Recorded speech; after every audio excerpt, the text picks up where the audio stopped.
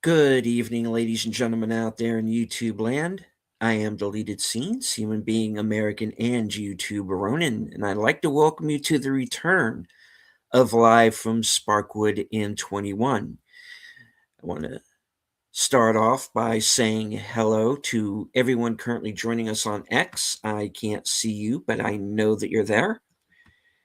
I want to say hello to a few people who have joined us here in the live chat. Host of Films with Friends, the creator of the 10-Word Review, Big Al Presents. Channel member, JPRPH1. Channel member, the Tired Midnight Blogger, Curtis Selby.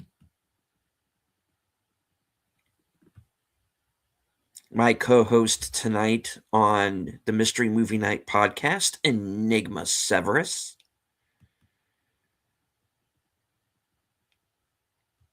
Friend of the channel member Andrea Black. All right. As you know, this show chronicles the 1990s cult classic television series Twin Peaks, created by David Lynch and Mark Frost.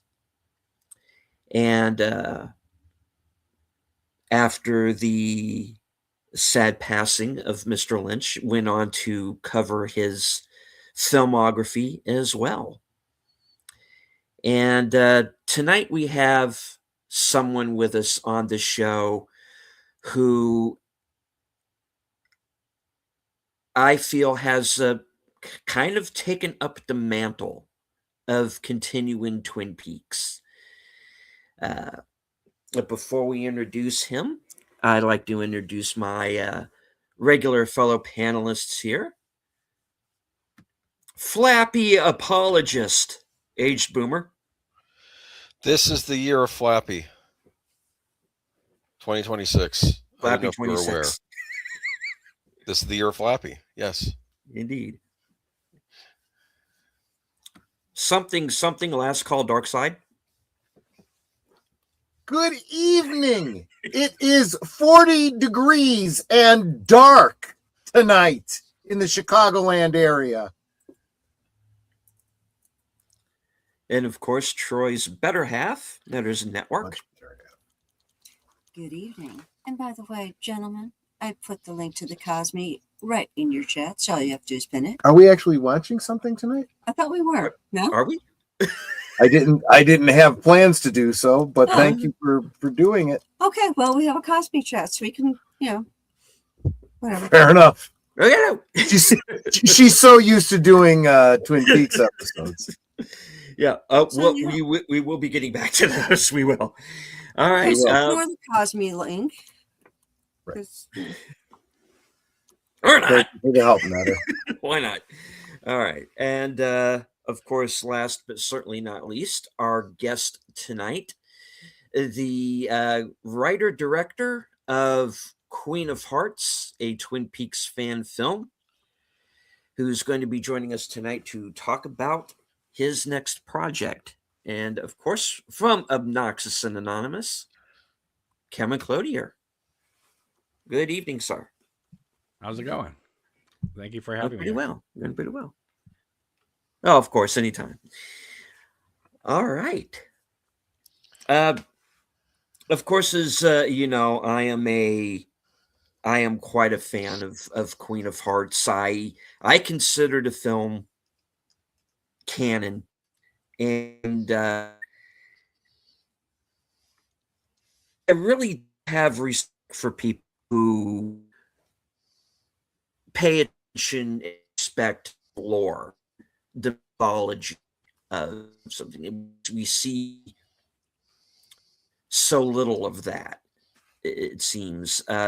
There's nothing wrong with one wanting to go off into their own direction, but you still have to respect what comes before. And I felt that you certainly did that with Queen of Hearts, and I loved the film. I kind of like I said when we were watching it, I consider it sort of season 2.5. It Yeah. it seems to hit people a few different ways. It's like there are people who just tune out within the first, let's say, 15 minutes because they're just kind of they can't handle new actors playing these roles.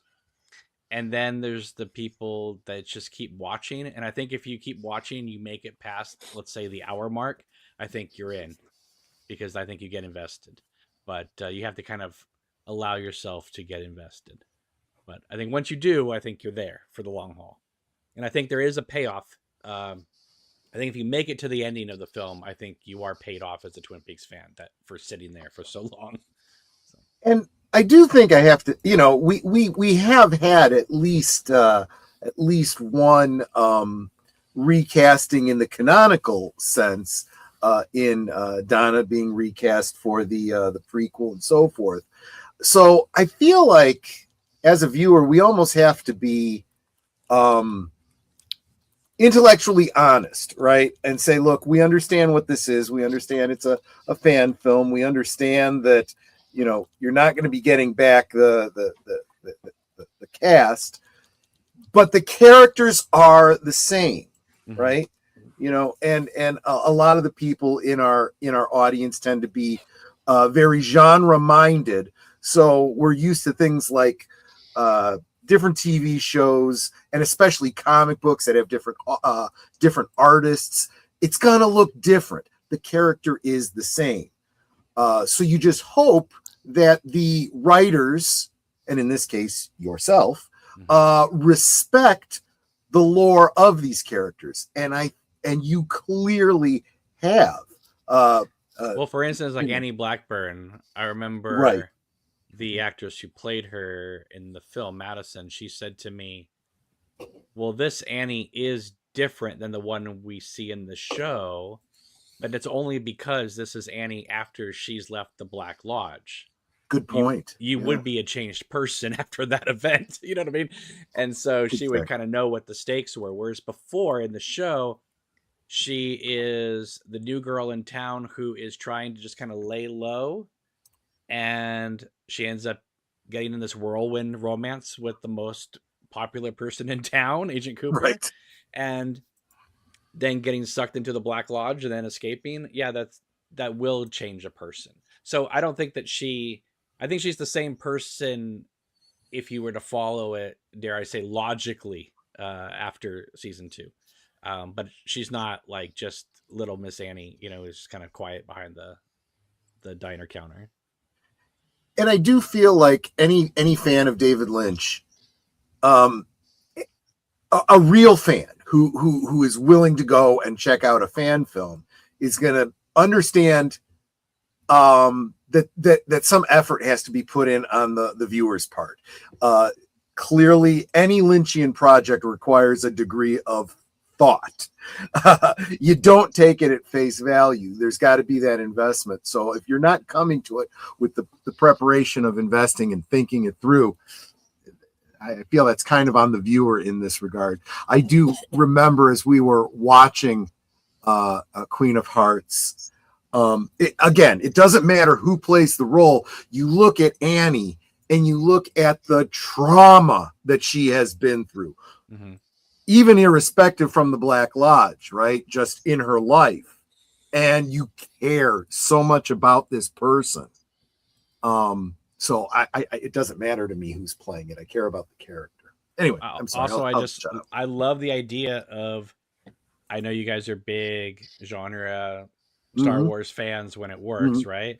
And so I love Annie kind of going on basically a hero's journey, going from, I don't want to be a part of this, to you are our only hope.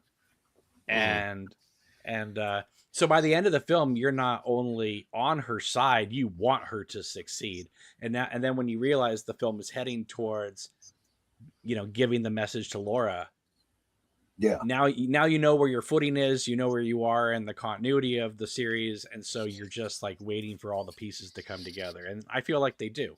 So and I feel like, going back to something that Stephen was saying, he sees this as canon, right? And it's very easy to do because it doesn't break any canon, right? It Right. ties together things that are already there if we've been paying attention. Correct. At least in my opinion, you know. Well, like for instance, okay, if you go by, okay, first of all, I have to just say this is really funny. Somebody sent me a review from ChatGPT saying, "What would Mark Frost and David Lynch say about this film?" And it said that David Lynch would appreciate the effort, but he wouldn't watch it, which I agree with. Right. That's true. Yeah. However, it said that Mark Frost would probably be very impressed because it treats his lore seriously. I suspect that's true. And I mean, I have no idea if Mark Frost has ever looked at it, but I suspect if he did watch it, I think he would be very happy, considering that the whole Wyndham Earle, Agent Cooper, Caroline section is basically adapted from his brother's book, which is Right. My Life, My Tapes. Right. But okay, I'm sorry. You were saying something, and I was going to go somewhere. Oh, with Major Briggs. So, if you remember Mark Frost's book, The Secret History of Twin Peaks, I was talking with a friend last night about this actually, where I feel like that book coming out when it did was kind of a mistake. Like because it had been 25 years since Fire Walk with Me. This was the first canon thing that was to be released, and it's so dense and so overwhelming, and true, and it sets you up for a season 3 that doesn't happen, right? Because season 3 is its own thing, right? So it's almost like that book should have come out maybe after, but then again, it doesn't really matter because it's all done now, and so now you can kind of pick and choose when you want to look at things. But what's great about The Secret History is that, this is spoilers, folks, sorry, but Major Briggs is the writer of it. Right. He's known as the archivist in it, but he's the writer of it. And one thing he does in that book is he has written Annie out of the timeline. There's no mention of Annie Blackburn once in the book. And there's a bunch of other errors in the book as well. Like, for instance, Pete Martell plays checkers instead of chess, or Nadine's something having to do with Nadine's either maiden name or something about her eye, or I don't know, there was something in there, right? But there's a bunch of little things that are not correct that obviously Mark Frost would not make that kind of a mistake. Yeah, they're intentional. So some people have theorized like, oh, that's maybe, because the timeline got messed up, but the timeline getting messed up wouldn't change a maiden name or something like that, or Pete playing checkers or chess, right? So what I think is Major Briggs wrote Annie out of the timeline to throw off the doppelganger, but it would call attention to the fact that she's not there if he didn't make a bunch of other little mistakes to help cover it up. Oh, good point. Right. So then you get into, well, Major Briggs obviously is working with Gordon and Cooper, as we know in season 3. We know that he's been in the White Lodge from season 2 and he's left. We know that Annie's been in the Black Lodge and she's left. So to me, I felt like the natural place to start it would be Annie in the hospital getting a visit from Major Briggs saying, we need you to join us. And I've had a lot of people actually contact me after the film came out saying to them, they feel like that's the direction. Obviously, we don't know, but they feel like that would be the direction that a 1991 season 3 probably would have gone, with Annie and Major Briggs working together. So when I was constructing the story for Queen of Hearts, which most of it was constructed already, but I had to wait until the Mark Frost books came out to figure out how would I implement them. And when I saw that Major Briggs was covering up for Annie, I thought, there it is. There's confirmation. They're working together. And that's why I firmly believe it was Major Briggs that put the Annie diary entries into the sheriff's station's bathroom, because that would allow Truman and everyone to have them, because it makes no sense for Leland Palmer to hide them. He would just rip them up or flush them or eat them or whatever. You know what I mean? Like, why would he care about? And also, right, Laura gave Harold Smith the diary before Annie visited her in Fire Walk with Me, so he wouldn't even have those pages. Right. True. Right. So I feel like because Major Briggs in season 3 is known to have been jumping around and meeting with the principal and the secretary and all this kind of stuff, that he was moving around through time and placing things so people would find things at the right time. So anyway, so I feel like Annie and Major Briggs were always working together, and I wanted that reflected in the film. And then you even see it when the new timeline gets set up at the end of Queen of Hearts, and you see that Annie and Major Briggs remember both timelines, and they give each other a little nod, because they know that things have changed, but the mission hasn't changed. Right. And I did want to, you made me think of something that we should have probably said at the top of the show. We have now gone through, as a group on this channel, we've watched every episode of Twin Peaks. We have dug into the books. We've, there really shouldn't be any spoilers at this point. We want to revisit all of that stuff now, with the assumption that, knowing what we know now, let's analyze again.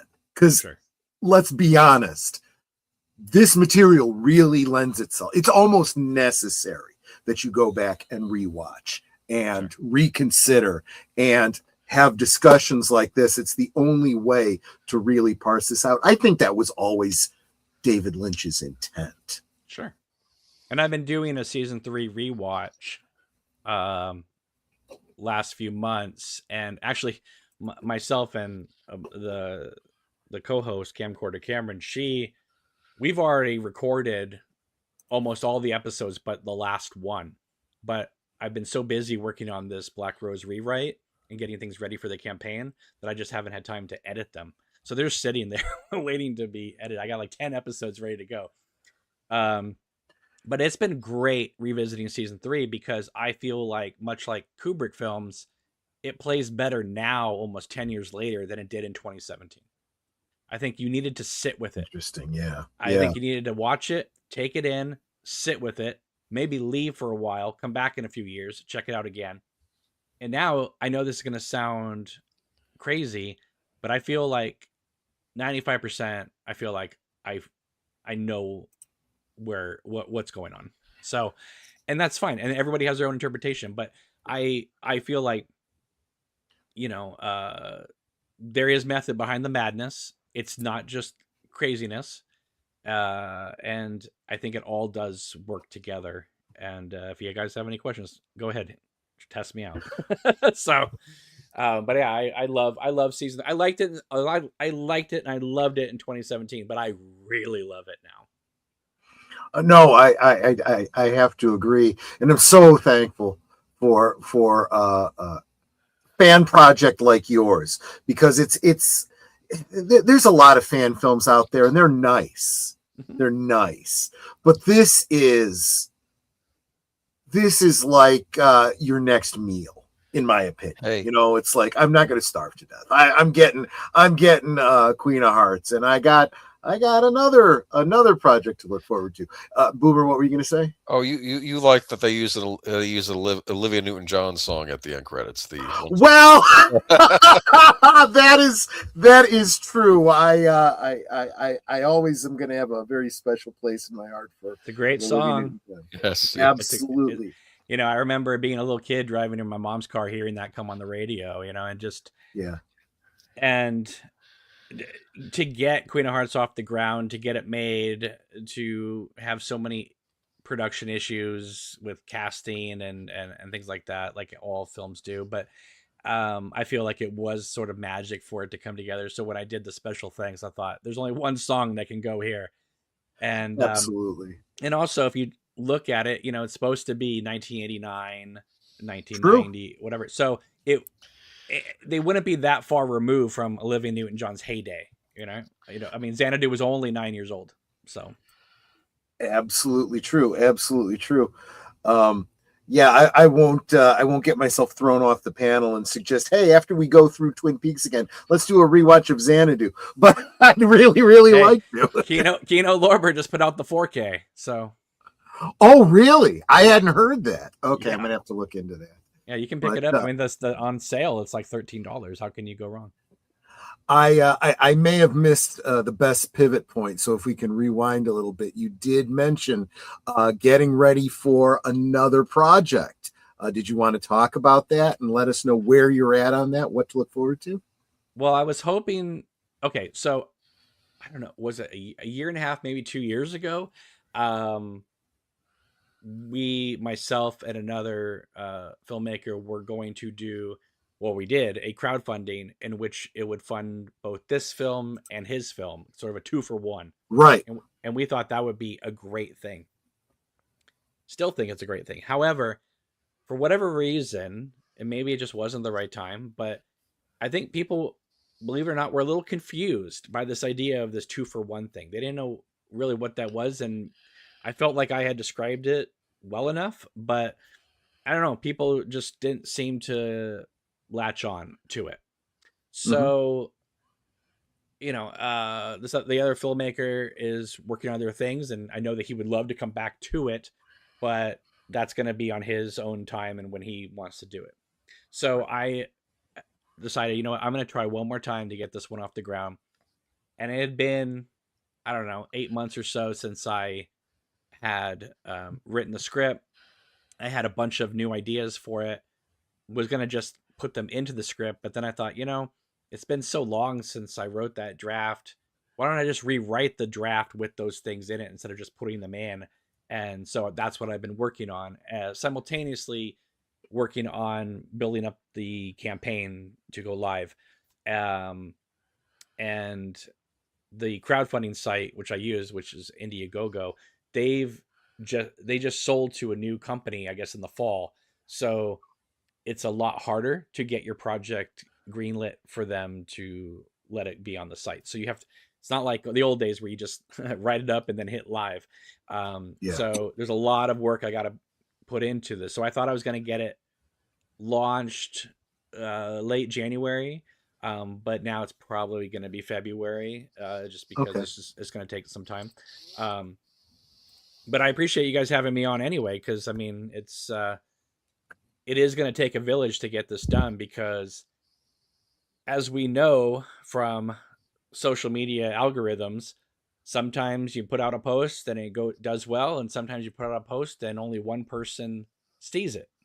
Right. And it's not that people are rejecting your posts, it's just that some posts just don't go out there. Like, for instance, if you put a link in your post, in your initial post, it won't get sent out to people. But if you put it as the first comment, it will. Like, it's so bizarre. Interesting. There's so many like weird things, and they don't tell you any of this stuff, right? You got to find out the Right. hard way. And what's kind of nerve-wracking about a crowdfunding campaign is you kind of have to explode out of the gate, because if you get like a few donations here and there, and then it's been 5 days, the site kind of writes you off already. Wow. You kind of have to show up with like 5% or even 10% in the first 48 hours. And then they put you on the front page and check this thing out, blah, blah, blah. Otherwise they just go, no, and they bury it. And then you just watch your campaign just dwindle. So Yikes. Yeah. and so that's hard. And, let's just say that, like, well, I did take a break, obviously, and then coming back to the script to rewrite. I've been working on the script for Black Rose for over 2 years. And it started as a dare from my friend, who said, hey, I'd love to see a continuation of Queen of Hearts. And I said, yeah, that's never going to happen. But then I started thinking of ideas and coming up with how I could potentially. And then I fell in love with the ideas. And then I was like, okay, well, I'm at least going to write this. And then as I was writing it, I was like, oh, this is too good to not try to make it. Yeah. And obviously if Queen of Hearts is the only thing that gets made, hey, I did my best. But if this does get greenlit, if I do get a chance to make Black Rose, it will be truly something awesome, because it takes it to the next level. So I really do feel like this audience that has been on this live from Sparkwood and 21 Twin Peaks journey with us, and boy, they've really stuck with us, because we got into some very obscure David Lynch projects, including TV series that most of them had never seen before, and called On the Air. You've probably seen it. And looking at a lot of his different movies and online projects, and seeing recurring themes, you know, and because my whole thesis going into this was, I feel like you have to understand David Lynch to fully appreciate Twin Peaks, but I do feel that the love is there for Twin Peaks, and they've stuck with us. So I think they're going to stick with us for the project going forward. So I think we need, well, you need the village, right? You need the village to all come together, and so obviously we want to hype everyone that's here on Black Rose. Did you want to talk a little bit about what you feel you can share Sure. to tease everyone? Well, what I feel is helpful Mhm. is that I've already done this before, right? So Right. it's not like you're being kind and letting me come on talking about this cool project I want to do, and then I have no track record. You know I can pull this off. So it's like, because you guys obviously like Queen of Hearts. So Black Rose it's not Queen of Hearts 2, even though it's the continuation of it. It is where we last left off. We have our trio in the street. We're gonna have the war between the Black Lodge and the White Lodge. We're gonna go back and see how One-Eyed Jacks got started and how that ties in to this alternate universe that our trio are in. And it and it's very it never loses that Twin Peaks spirit, but the story is very fast paced because obviously we are in some dire situations here. They are trapped in an alternate Judy universe. Exactly. And we're going to be focusing on some characters we didn't focus on first time around, right? Well, you have, one character that is extremely powerful, can destroy electricity with her vocal cords. She can take her face off. We have another character in Annie who is now can basically manipulate time and space and move all over the place. They refer to her as the Wonka Vader. And then you have Cooper, who obviously has mastery over the Black Lodge. Now you put the three of them together as a team in an alternate Judy universe, and it's going to get wild. And again, this is a continuation of Queen of Hearts. This is not how I feel like Mark Frost and David Lynch would continue in a season 4 of Twin Peaks if they had done that. But that being said, this is really going to explore the powers of what these people can. We've never seen them all together. We've seen Cooper by himself doing his journeys. We've seen Laura do her thing. We've seen them a little bit interact, but them working together as a team, we've never seen them work together like such close proximity for an entire length of a film. I almost felt like, because I thought about that too. When I saw them together at the end of Queen of Hearts, I kind of thought a little bit about that, and I'm like, at the risk of invoking other genres, it's like Avengers Assemble, kind of a thought, and I was like, yeah, that was sometimes part of the hero's problem throughout Twin Peaks is you had so many people that were trying to do the right thing, but also trying to protect everyone else, keep everyone else out. I'm going to take care of this. And very heroic, sure, but maybe not necessarily the the best strategy especially in a war, right? Well, when you're watching season 2, I don't know about you, but for me, when I was younger and it was on, I kept thinking the thing was building to a Lord of the Rings battle between Right. these forces. And I'm not saying that I have the budget or looking to get the budget to do that. I'm just saying Right. that was the implication that we were heading towards a giant war between the White Lodge and the Black Lodge. And I think season 3 pretty much cements that, because you have the fireman, aka the giant, like creating Right. Laura Palmer, to balance out Judy, who's creating Bob. It is forces of light. Literally, Laura's taking her face off, and darkness. And so to me, I feel like that's the natural continuation, at least in my story. I guess I never thought about it with that fine a point, but there definitely is that correlation to Lord of the Rings. You have these godlike beings and spirits and whatnot, and I forget what they're called, the types of beings that Gandalf was, kind of like angels or whatever on Earth, manipulating, the world of man and stuff. The epic scene in the Two Towers when Gandalf comes over the mountain, right, and blinds all the orcs with the light. Well, that's what Laura does when she takes her face off. Yeah, exactly right. So I never really thought about it that way before.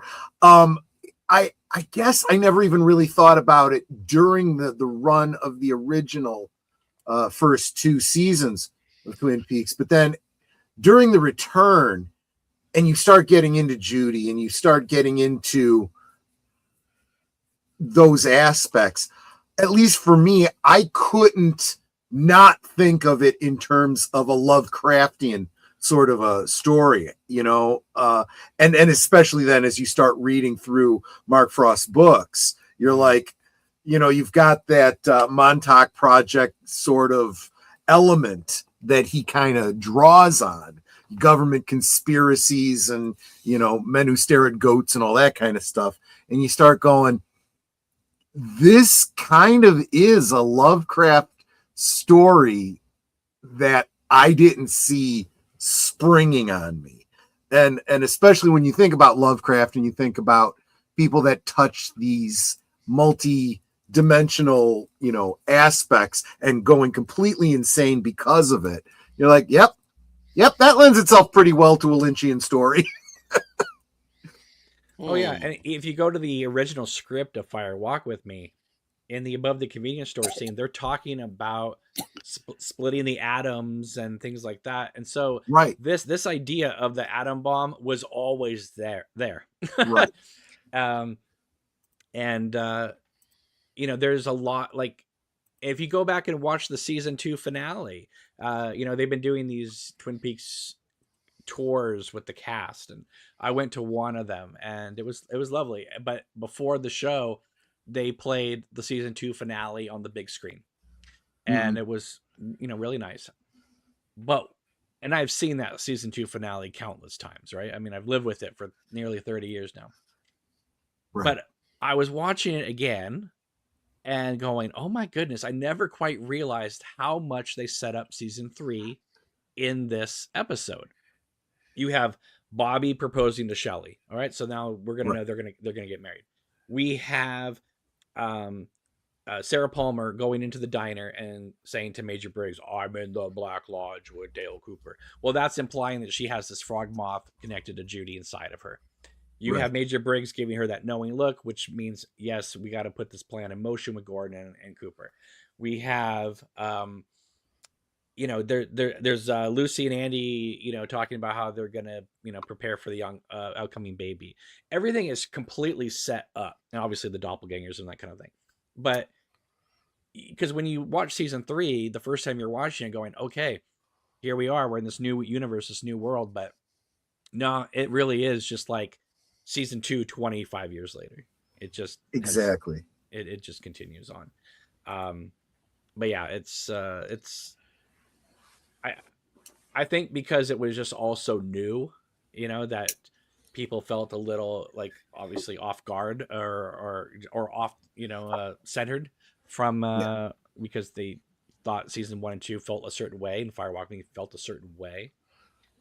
But yeah, I mean, it probably is the greatest TV show ever made. I think so. Especially, I think I said it pretty much this way. I said, think about how many episodes there are. It's not a lot. It was we say 2 seasons, but it was a season and a half. And then, when we got, the return, it's kind of a different thing. It wasn't network television. It was, a streaming thing. Again, shorter than what you'd expect for a regular season, but each episode was beefier than you would expect from a network show. Bottom line, it's not a lot of content, but there is so much there that you can watch it over and over and over again and continue to get more and more out of it. And not only that, but for us to this many decades later, still be talking about it, still revisiting it, still wanting more. I'd say that's better than the price of admission. You definitely got more than your money's worth, I don't know if people would be talking about it still if season 3 hadn't come out. I think season 3 kind of revitalized a lot of it. And I think obviously having Fire Walk with Me reappraised with Criterion's release and, and having it on 4K. And again, I've said all the time that Fire Walk with Me is a film I really liked, loved, but I always felt was sort of a bastard child of Twin Peaks in many ways because, we're getting Al Cave rings and Blue Rose cases and all this new stuff just dropped on us in these 2 hours after 30 hours of a network show. It was just kind of like, it's way too Philip Jeffries, so much new information. Yeah. And then season 3 comes out and puts Fire Walk with Me into context, and including with the missing pieces. And now it's like, oh, okay, Fire Walk with Me is the bridge to season 3.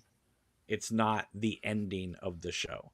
And I think I had an issue with it being the elegiac sort of epilogue to Twin Peaks. I felt like there was a lot more, and I felt like it had been cut short. And now with season 3, it's like, oh no, you can now really like and get into Fire Walk with Me because it's not the end. I'm glad you put it that way, because I remember when I first saw Twin Peaks, and I was much, much younger, much less experienced. I took it very much at face value. And I looked at it and said, yeah, I already knew most of this just from reading Laura Palmer's diary. It's just a prequel, which is absolutely not true. I mean, there's so much more there. Especially, missing pieces and so forth. I'm glad you put it that way, because that really does help conceptualize it. And then when you start adding what's effectively a time travel element to it, it's like, okay, you can't put this in chronologic order and have it be somehow simplified. You really do have to untangle it. Also, they're very smart because there are a few, okay, I'm going to say this in quotes. There are a few continuity errors in Fire Walk with Me, at least in the theatrical cut, and that you just can't believe that somebody on set didn't catch, right? Now, that being said, because of Cooper going back in time, you could make the case that Fire Walk with Me is already one of the multiple timelines. Because there are things that happen in Fire Walk with Me that the show kind of skirts around or says the opposite happened. So in a way, Fire Walk with Me works in like the way the Secret History of Twin Peaks works. Where every incarnation of Twin Peaks is something off. Because, for instance, in season 3, Laura sees Cooper in the woods when she's with James and screams, right? Right. Now, in Fire Walk with Me, it's the same thing. And so people assumed, so what she screamed at was Agent Cooper in the woods. Well, that can't be true, because if that was true, then Laura Palmer never would have died. because Cooper would have always saved her. She had to die. Good point. Mm-hmm. So she screamed regardless. Only this time Agent Cooper was there. So Yeah. yeah, because obviously she never would have passed away, right? If he was always there. That's kind of the time loop sort of issue there. But I told you guys my theory on season 3, right? Where I feel like the whole thing is a loop. Oh yeah. Right. And that's why Dougie is so blessed, because Cooper's already done this like 10,000 times. And so he knows, bring the pie, do this and that, like, so Dougie's perfect every single part because Cooper knows it's sort of like Bill Murray in Groundhog Day, where the last day, he had everything perfect to the point where he could light the guy's cigar in the restaurant, so I think that's what's happening. And then I've heard. And then once Cooper comes out of the lodge and meets up with Diane, now we're in uncharted territory. Now the loop has been done. Now they're going forward to go get Laura. Right. I've heard similar fan theories regarding, of all things, Back to the Future.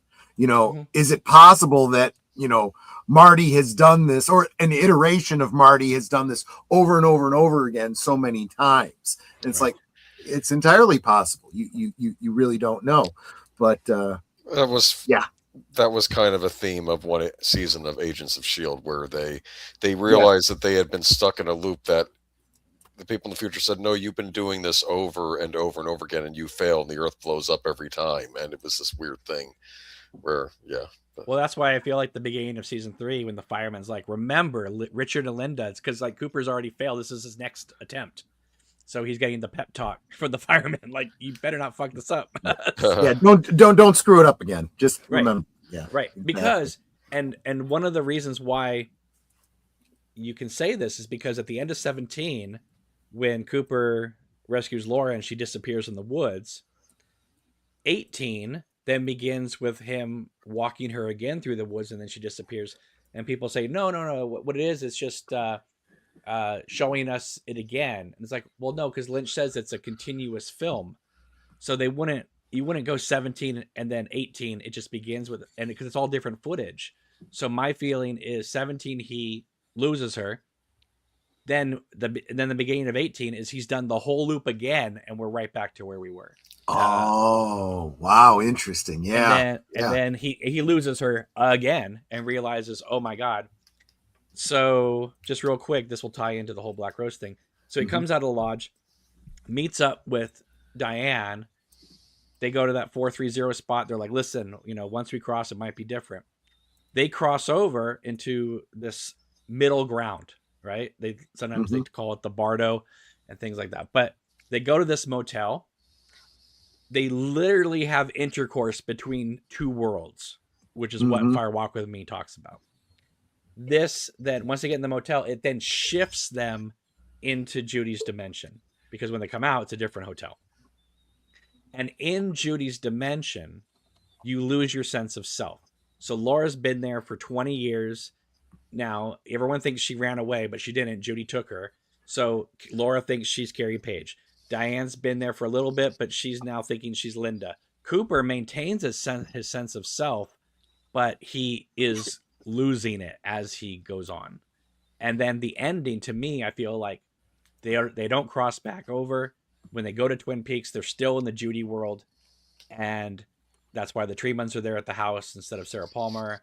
And then when Laura hears her mom's voice, it's like Carrie Page is remembering, no, I'm actually Laura Palmer, and all the memories are downloaded instantaneously, and that's when she screams and blows out the electricity.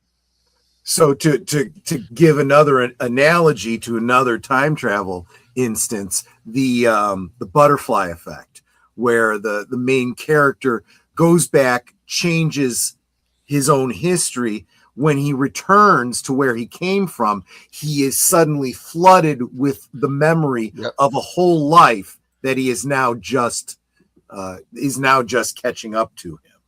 Yeah, because Laura is Carrie, and Carrie for 25 years has been living in this other dimension with her memories repressed, and now all of a sudden it's all back. Right. You know, Right. and she's basically got two lives worth of memories downloaded at once. No wonder she's going to scream in the middle of the street.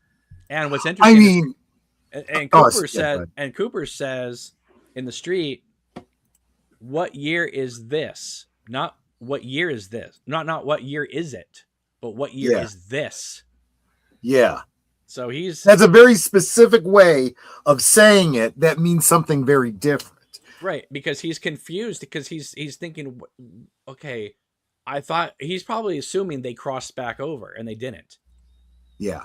You know, because when him and Diane cross over, you see that with the car and the Right.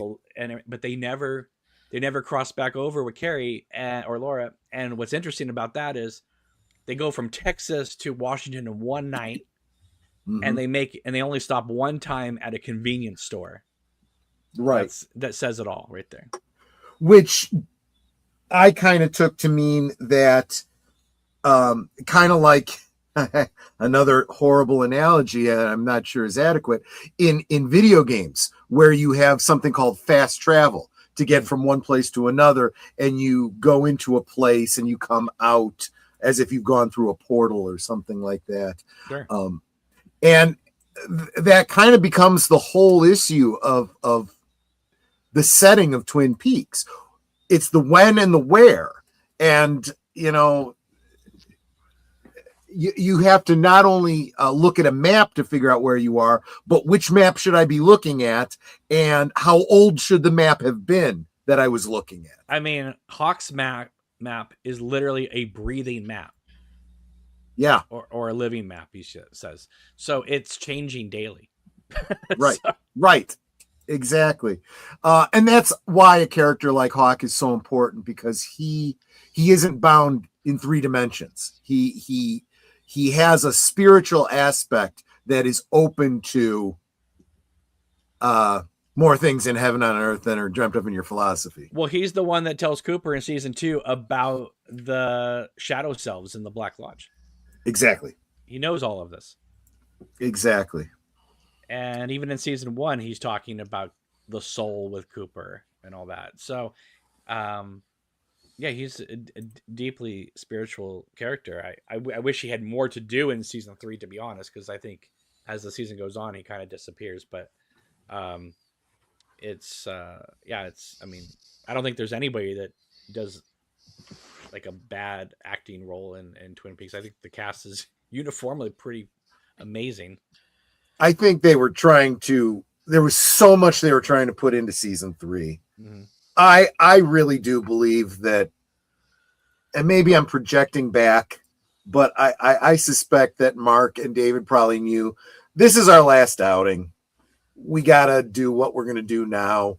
And I don't know. Mark Frost says that him and David were starting to write season 4. What? Yeah, that's true. That's true. But I also feel like that was kind of David's style, right? What he's doing now had to take into account the past and the future as well. So he needed to know it all in his head in order to do what he was working on right now. And like, for instance, the ending of season 3, having Cooper and Laura together in this like other dimension. Well, this is basically the ending of Fire Walk with Me, is right, him and her together in the Black Lodge. You know, they work well together, but they're seldom together. Good point. All right, I've kind of been dominating the time with our guests. So if there's anyone else that wants to jump in here, well, I want to not run roughshod over Deleted Scenes channel. And it's possible this is something that I'm forgetting, but I'm thinking of this now. So if they are in the Black Lodge together, Dale and Laura, at the end of Fire Walk with Me, where is she at the beginning of season 3? What happened in that time to her? Was she Carrie? How does she go from being in the Black Lodge with Dale to being Carrie Page? Did we ever get like a complete answer on that previous to where we find her in your film? So there's 2 different ways to look at this. I can tell you my version. I do know that there are some people out there that are very well thought of in the fan community that believe that the ending of Fire Walk with Me is actually after season 3.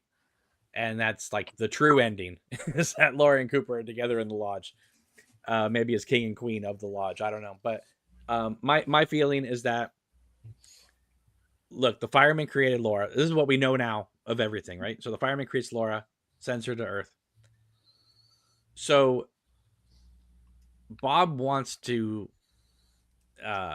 enter her, or he's going to kill her, right? Mhm. She's not going to allow it, so he's going to kill her. But that would completely make Judy win. So the one-armed man throws the Alcave ring into the car. She puts it on. So even though she dies, her soul goes to the Black Lodge. Because you'll see, remember in season 3, you put on the ring and everybody goes to the Black Lodge. We see that with Ray. We see that with the Tulpa Diane. So her spirit is in the lodge. So then in season 3 at the beginning, Cooper is talking with her, and then at a certain point, she's ripped out. Now she's ripped out because Cooper has been doing this loop thing, and so when Judy takes her, she's also taking her out of the lodge. And so I mean that's just the way I look at it. And then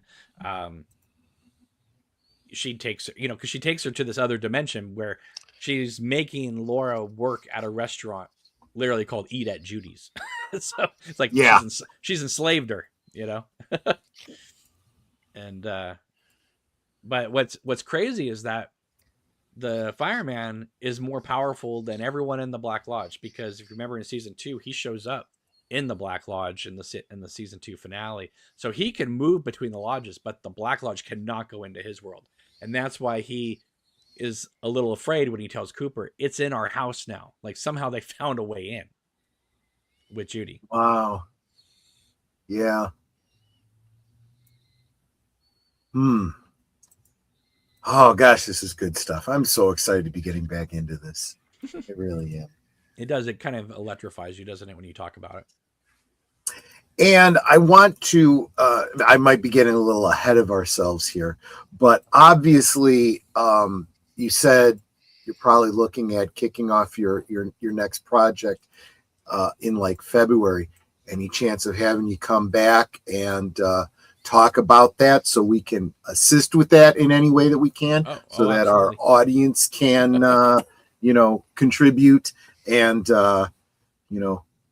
rally the troops, so to speak? It would mean a lot, because I need to get the word out there, and I don't honestly trust a lot of these algorithms, because I don't know if anybody's seen it, So we talk about that all the time here, about how important it is that that if you're enjoying what we do here, support us however you can, but probably the best way you could support us that doesn't cost anything is sharing out these streams and telling people in your feed, on social media, your friends and family and whatnot, hey, this is a channel that I watch that I enjoy. I think you would enjoy too. Go check it out. By the same token, once the what did you say, it was Indiegogo that you were using for this?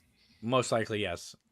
Whatever the crowdfund is that you're using, hey, there's this crowdfund that I either contributed to, or I'm going to contribute to, or I will when I can.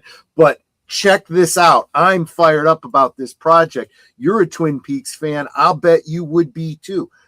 That's really what I think it's going to take. Also, I mean, Queen of Hearts got funded, so I know it's possible. The main hurdle. Oh, absolutely. I mean, the main hurdle I always find is people say, well, this is David Lynch and Mark Frost's thing. And I get that.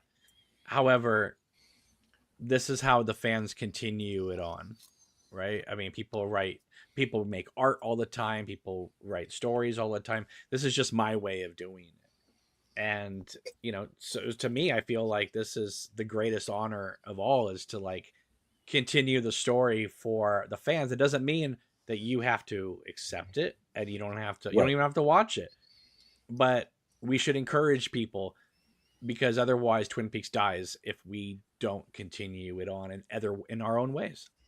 That's very true. And I honestly think that more than any other franchise out there, any other fan projects, intellectual property, all that kind of stuff, I do feel that David had very much this artist mindset, this interactive art concept that he would, I think in spirit, he was behind this kind of a thing. He wanted the audience to be a participant. And now this is really the only way we can continue to be a participant. And this is, anybody who has seen Queen of Hearts will know in no way, shape, or form is this an insult to Twin Peaks, No, Frost, no. Lynch. It is completely bowing to their altar, but at the same time still doing its own thing. Yeah, exactly. I mean, you started to say this. You can take it or leave it. You can believe that this is, the way it would have gone or not. But I just have such a hard time that what would anyone's problem with it be? What could you point to in it that you would say, no, that can't possibly be, Well, because there's a lot of just Lynch purists who don't want to see anybody tackle it. They don't even want to see Mark Frost write another book, And to me, I just feel like this is how you honor them and their work, is to, to me, listen, I love Twin Peaks so much that like, I want to just be in that world some more. Right. Yeah. And I'm not saying that like my film is the only way forward. I'd love to see 50 movies or 50 stories get told, and because I just love being in that world. I just want to see people take it seriously, obviously people like to have fun and do shipping things and stuff like that. But like, I love it when people take it seriously and just give me a little bit of that feeling again. And I more than anything with Twin Peaks, I love the feeling of that world. Yeah, that's what I have always said to people.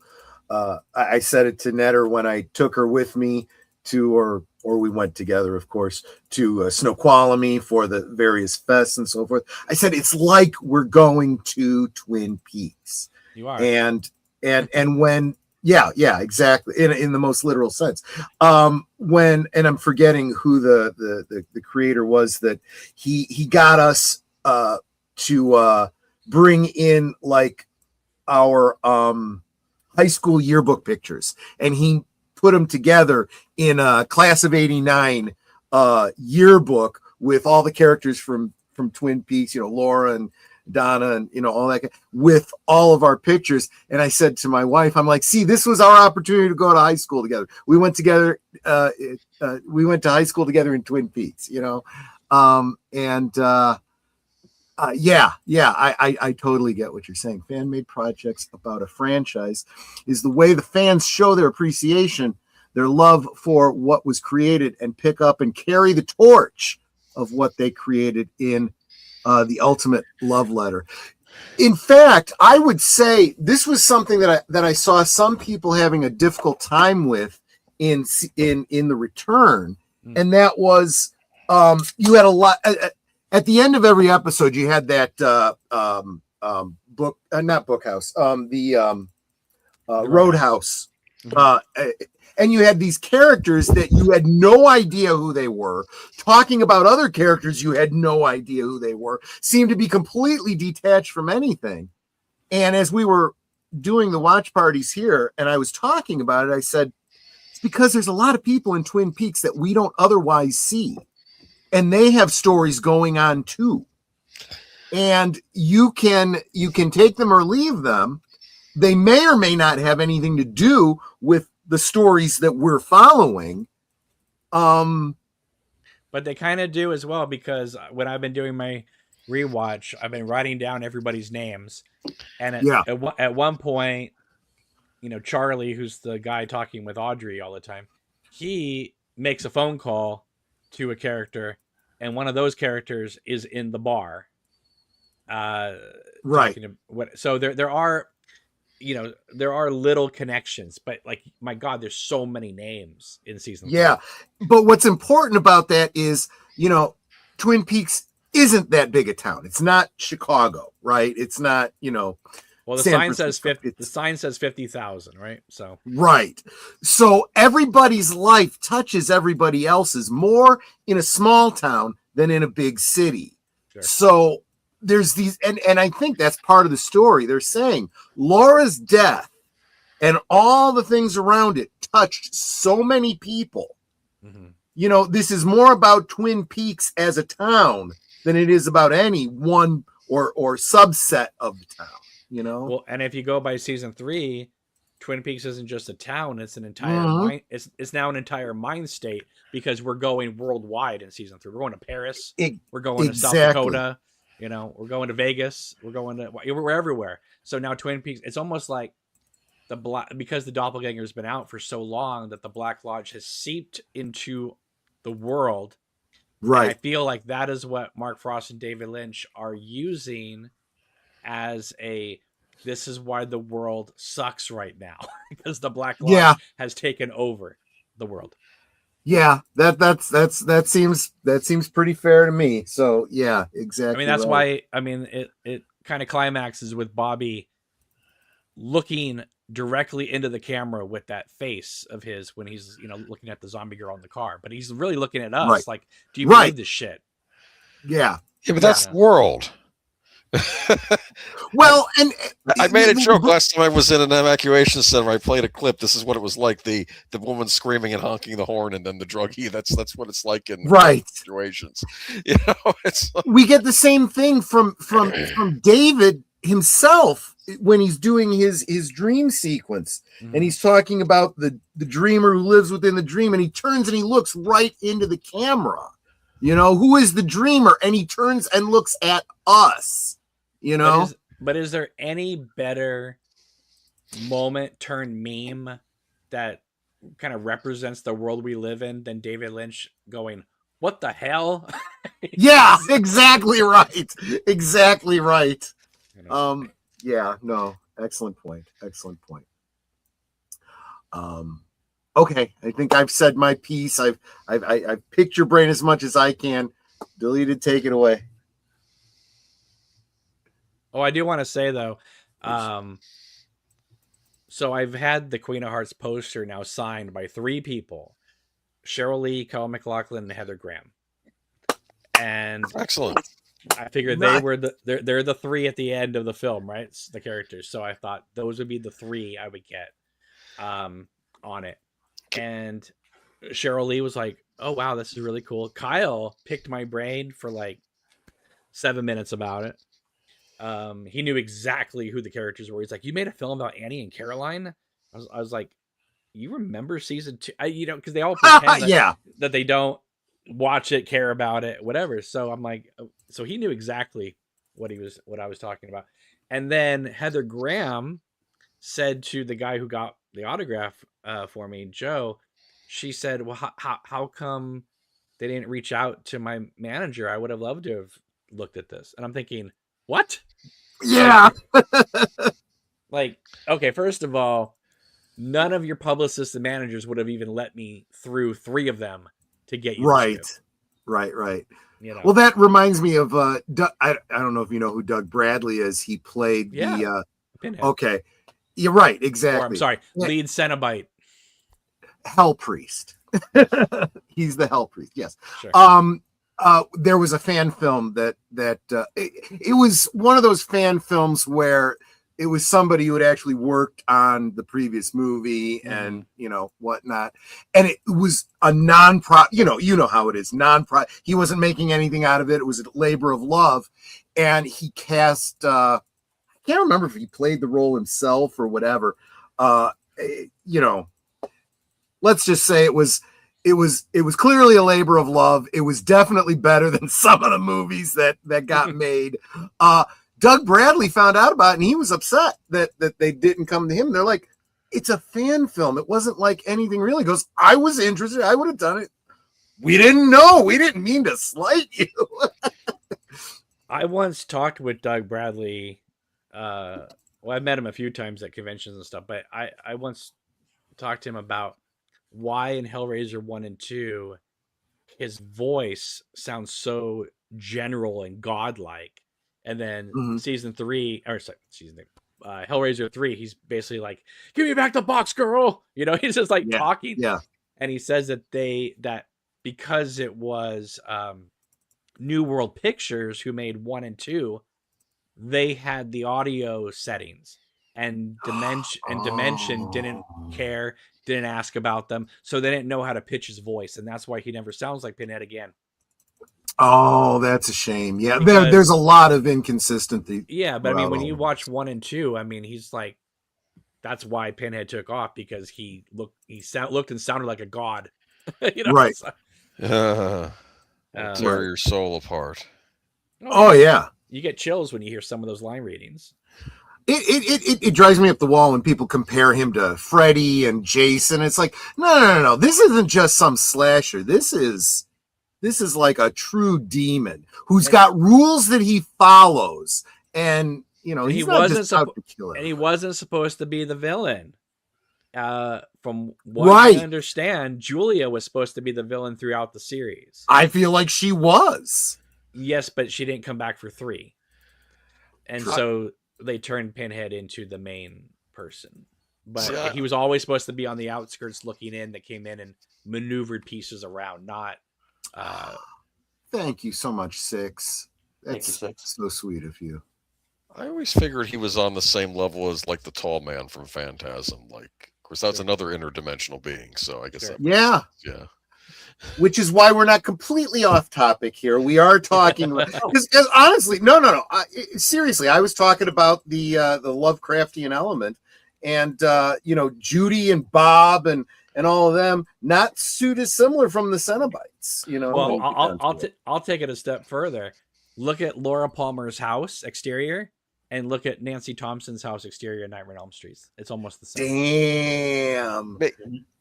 May I ask a question though? With Bob out of the picture, so to speak, or maybe not, but if he's out of the picture, who's the next big bad? Is there one, or is it something I can't even imagine? I don't know. It's still Judy. It's Judy. You think Judy? Yeah. Okay. And I don't think that Bob is destroyed. I think he was just let loose from that ball. Yes, I remember the ball. I mean, if you want to think of it in terms of like D&D, right? You when you vanquish a demon, you don't kill him. You just send him back to his realm where he's got to regroup. So, you know. Well, I mean, maybe Freddy took him out because, you know, you're not going to recast Frank Silva, but at the same time, you could make the case that just sent him back to another realm. Right. I mean, after he left Leland, he, you know, apparently became an owl for a while. So, which isn't what it seems exactly. There you go. All right.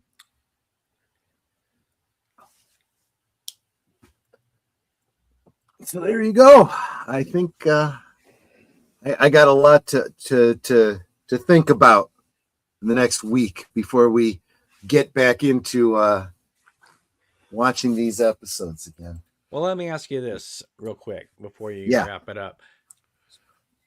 So I appreciate what you all have said about Queen of Hearts. It really means the world to me, because I feel like you guys obviously understand it.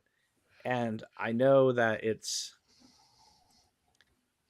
I know your words are authentic because just the way you convey them. And I think it's,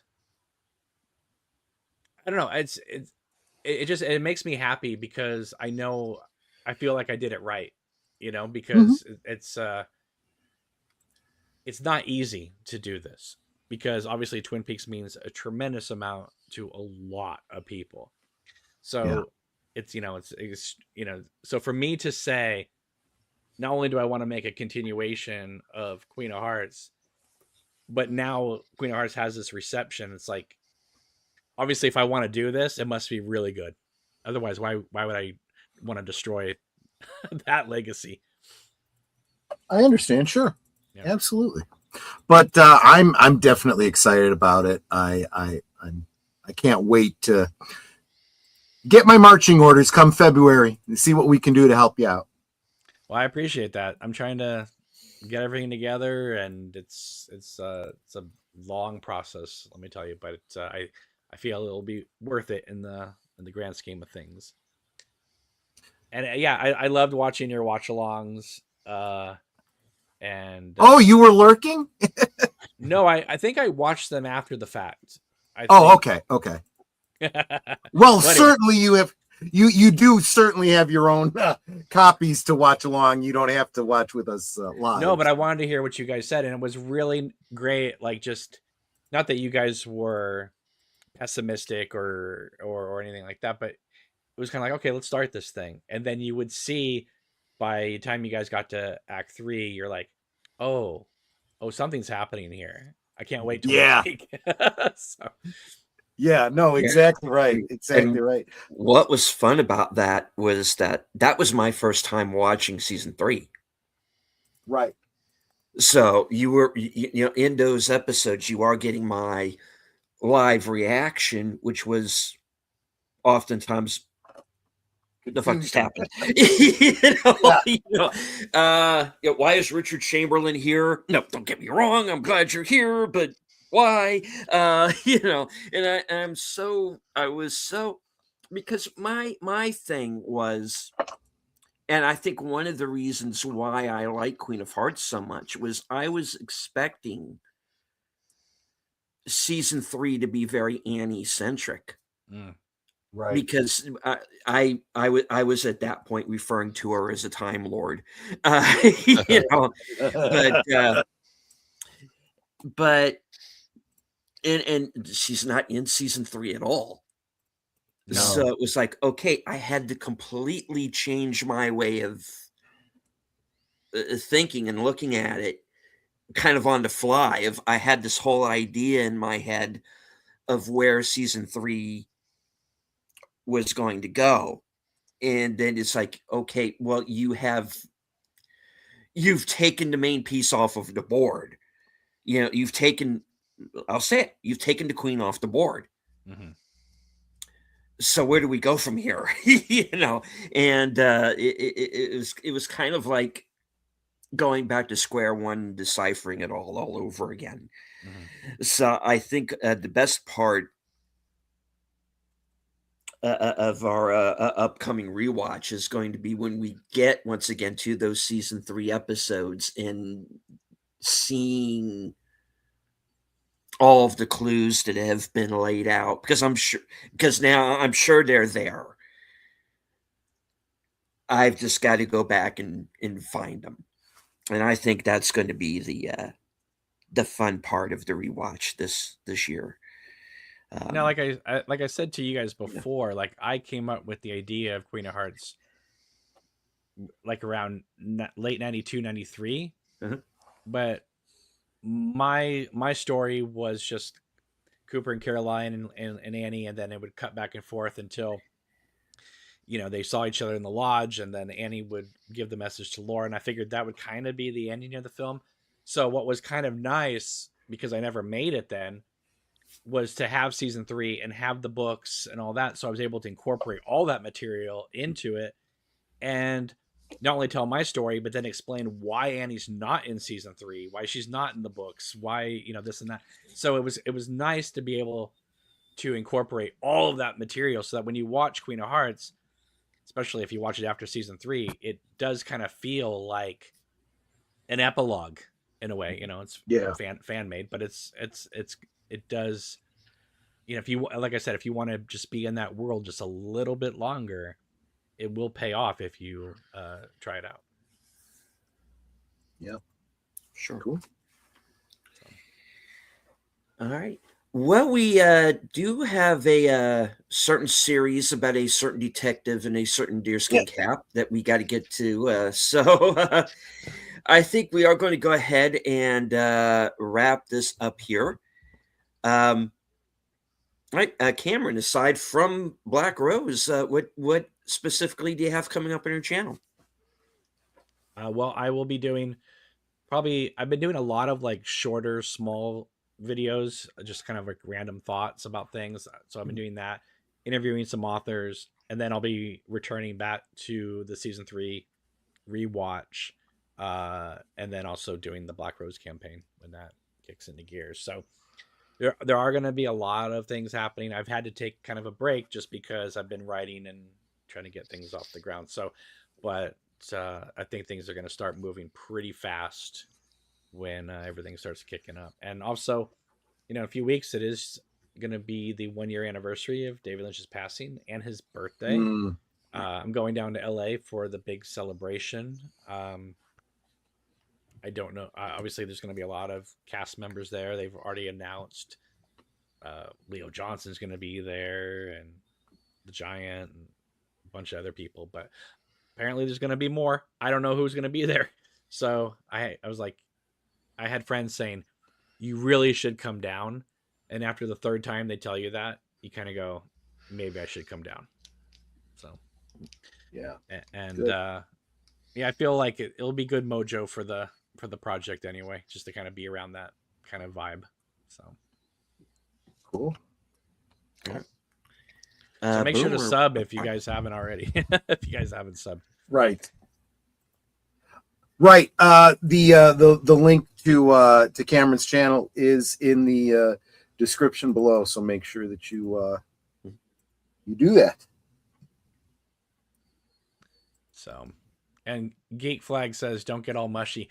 Sorry, every once in a while I have to, just because, while the film and myself and my channel has a lot of support, I've also at times dealt with people who push back and are that kind of thing, so or say horrible things about you. So it means a lot when people are kind. That's all. We try. Yeah. Cool. All right. So Boomer, what do you have coming up? Well, I will be on a certain somebody's stream, Last Call, with Troy Pacelli this Friday. We'll be having a celebration. And then Sunday, back to Geeky Geezers, where we're going to be discussing a new innovation on Legos, apparently. So that'll be exciting. So, yeah, tune in. Retta? Netter? Oh, let's see. Well, of course, I'm going to be co-hosting with Troy on that certain detective show right after this. And if you stay on my channel, probably on Troy's, you'll be automatically redirected to Sherlock Holmes. Let's see. Thursday, we will be celebrating on Thursday Things, Troy's birthday, where he will be 585. So we'll be talking about that and how he feels about being a double-digit number. Yeah, I honestly did not mean to co-opt this entire stream. I didn't mean it to be all about me. It's all Troy all the time. Yeah. Let's see, and then Saturday we'll be watching a movie about a cosplay that I do whenever we go to Metropolis, Green Lantern. Yep. And of course, I like Ryan Reynolds, so yeah, I know some people don't, but I like Ryan Reynolds, so I hope that you will all enjoy the Green Lantern with me. Yep. Are you watching the theatrical or extended cut? The theatrical, okay. Because I got it when it first came out, and I never did go back to get another version. So okay. Do you feel that the extended version is better? I think that any movie like that needs a few more minutes. Okay. And I agree. I just felt like they tried to squeeze way too much into one movie. yeah. Well, the director of that movie did GoldenEye and Casino Royale, so it's there's got to be some good in it, right? Yeah. Right. Exactly right. All right. And okay, who have we not gotten to? Troy. Yep. Right after this, I'm going to be hosting the Adventures of Sherlock Holmes, the Granada series this week, the Greek Interpreter, and then on Friday, I'm going to continue my birthday celebration. You can come celebrate with me, watch me get drunk, on stream as usual, and I think it'll be a lot of fun.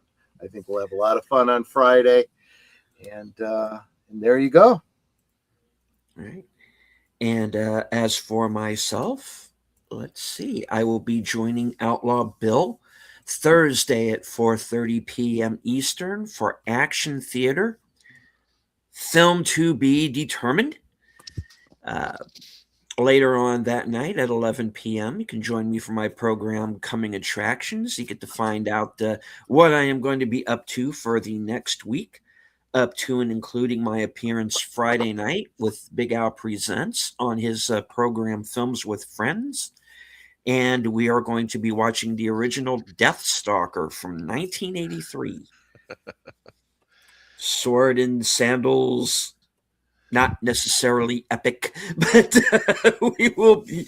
That's what we're going to be watching, and yeah, so that's what I'm going to be up to. And of course, I've got a few things percolating. I still have my best and worst of 2025 videos to do. I'm going to be joined by Wilkie's Movies and Music for those shows. I'm going to have reviews coming up for Frankenstein, Train Dreams, and Shelby Oaks. So stay tuned for those. And a lot of people don't know that Train Dreams, part of it was filmed inside Olali Park in Washington State, which is where they shot a lot of the Twin Peaks locations. Yeah. That's some of those locations look familiar. All right. Good show. All right. So, any last words before we close it out? I think y'all are awesome. Thank you for joining us tonight. And for those of you who missed Twin Peaks the first time around, well, you get a second chance. That's right. Yes. Also, I'd just like to say that if you haven't seen Quaint Arts yet, check it out on YouTube. Give it a thumbs up. Leave a comment, because that is how YouTube realizes that people are interested, and then it'll help promote it to other fans as well. Right. Good point. I do want to thank everyone who joined us on X. I can't see you, but I know that you're there. I want to thank everybody who joined us here in the live chat. I want to thank Six for the super sticker. Thank you. And as I always say at the end of every program, from HQ and all points north, south, east, west, and beyond, from the corner of Sparkwood in 21, good night, take care, stay strong, be safe and healthy, because this is how we win.